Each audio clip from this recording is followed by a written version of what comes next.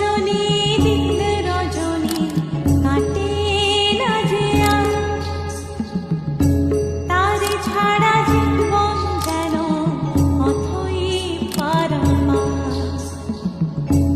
হায় রে প্রীতি